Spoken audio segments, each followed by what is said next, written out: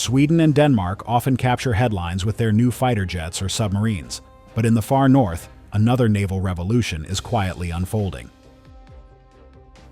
Norway's Coast Guard has begun introducing the Jan Mayen-class offshore patrol vessels, a new generation of ships built to survive the Arctic, police one of the largest exclusive economic zones in Europe, and act as NATO's sentinels in a region that is no longer a frozen backwater, but an emerging front line. The christening of KV Hopen in June 2024 marked the completion of the three-ship class, closing the chapter on the aging Nordkapp vessels and opening one on a far more capable Arctic fleet. Norway's maritime geography explains why these ships matter. The country controls a coastline that stretches more than 80,000 kilometers if every fjord is measured, plus vast fisheries and offshore energy platforms that generate national wealth and feed Europe's energy security. To the north and east lies the Barents Sea, where Russian naval power is concentrated, and to the west stretches the North Atlantic, lifeline of NATO reinforcement. The Norwegian Coast Guard is tasked not only with fishery inspections and search and rescue, but also with showing the flag in contested waters, deterring Russian shadow fleets transporting oil, and assisting Allied navies. That is an enormous area of responsibility, and the old Nordkapp-class vessels, launched in the 1980s, could no longer keep pace. The Jan Mayen-class was designed from the keel up to operate year-round in ice-laden waters. At around 136 meters in length and displacing more than 9,600 tons, these are among the largest offshore patrol ships in Europe. Their hulls are strengthened to polar-class standards, allowing them to break ice and maintain patrols around Svalbard and in the Barents. Endurance is measured in weeks rather than days, with space for extra crew and embarked scientists or mission specialists. Propulsion is diesel-electric, designed to reduce fuel consumption and noise while giving the flexibility needed for long patrols and delicate maneuvers. Armament is not the main feature of such ships, but the Jan Mayen is not defenseless. A Bofors 57mm gun provides a credible surface punch and can be used for warning shots or in limited self-defense. There is room for modular payloads, from unmanned systems to additional weapons if required. A large flight deck and hangar support helicopters like the NH-90, or even small unmanned aerial vehicles, giving the ship eyes far beyond the horizon.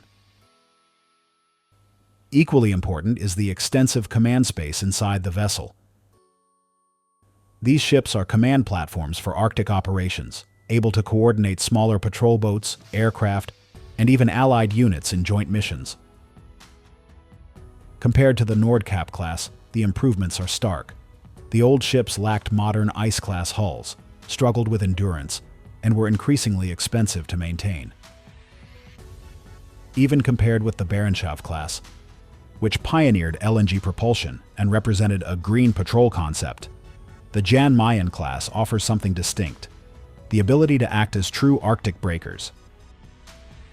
That makes them more akin to Denmark's Knud Rasmussen class or Iceland's Aegir, but larger, more heavily armed, and far more versatile. In effect, Norway has chosen to field an OPV that blurs the line between Coast Guard vessel and small frigate. Strategically, the ships arrive at a time when the Arctic is heating up politically, even as the ice retreats physically. Russia has invested heavily in its northern fleet, basing ballistic missile submarines and ice-capable surface combatants at Murmansk and Severomorsk. Moscow also uses so-called shadow fleets of oil tankers to evade sanctions, and those ships transit waters close to Norway. Meanwhile, climate change is opening new sea routes, tempting outside powers like China to increase their presence in Arctic affairs. For NATO, the high north is no longer peripheral. It is a flank that must be watched, and Jan Mayen-class vessels are the eyes and ears on station. The integration of these OPVs into the alliance posture is straightforward. When NATO navies exercise in the high north, the Jan Mayen vessels provide local knowledge, command facilities, and the legal authority of a coast guard to conduct boardings and inspections. When shadow fleets attempt to slip through Norwegian waters, these ships are the ones intercepting, demanding documents, or escorting tankers out of restricted areas. They are also SR platforms in some of the most dangerous seas on Earth, able to rescue fishermen, crews, or even downed pilots in Arctic winter conditions. The industrial dimension is also critical.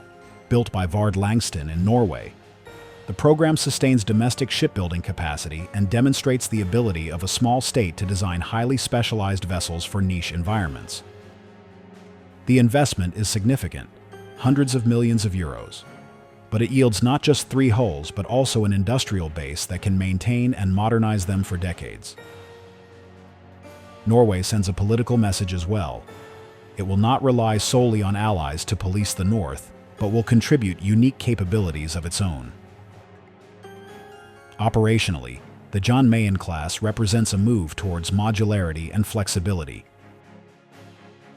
They can embark containerized payloads, swap mission modules, and integrate new sensors as technology evolves. In an era when unmanned systems are proliferating, these OPVs could carry drones to expand surveillance.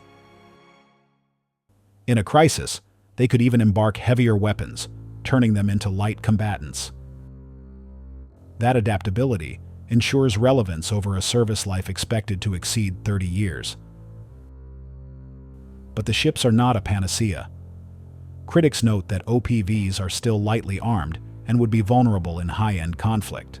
Their true strength lies in constabulary and presence missions, not in duels with frigates or submarines. Norway compensates by pairing them with F-35 fighters, P-8 Poseidon patrol aircraft, and NASAMS ground-based air defense, creating a multi-layered deterrent where the Jan Mayen's role is visibility and coordination. This is the Arctic Shield, OPVs watching the surface, aircraft patrolling the skies, and submarines lurking below, together making aggression too costly. Looking forward, the Jan Mayen-class sets a template. Other Nordic states are re-evaluating their own patrol forces. Denmark is redesigning future patrol ships for Arctic conditions around Greenland. Iceland continues to rely on OPVs for sovereignty. Even Sweden and Finland, though more focused on the Baltic, are watching how specialized patrol vessels can free high-end warships for combat roles.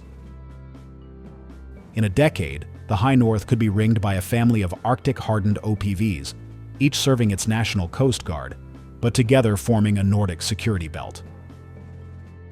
The christening of KV Hopen was therefore more than a ceremonial milestone. It signaled that Norway intends to stay present in the far north every day of the year, not just during exercises. It showed that constabulary and military missions are converging, stopping illegal fishing today, deterring Russian adventurism tomorrow. And it underlined a larger truth. In modern strategy, presence is power. A frigate tied up in port is irrelevant.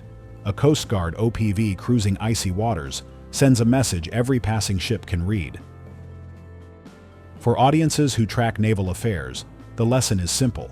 The Jan Mayen-class may lack the glamour of aircraft carriers or submarines, but it embodies the strategic logic of the 21st century Arctic: resilient, versatile, and always on station. In a world where the Arctic is no longer remote, Norway has built ships that ensure it will never be absent. Presence, persistence, and adaptability, those are the real weapons these OPVs carry, and they are exactly what NATO needs on its northern flank.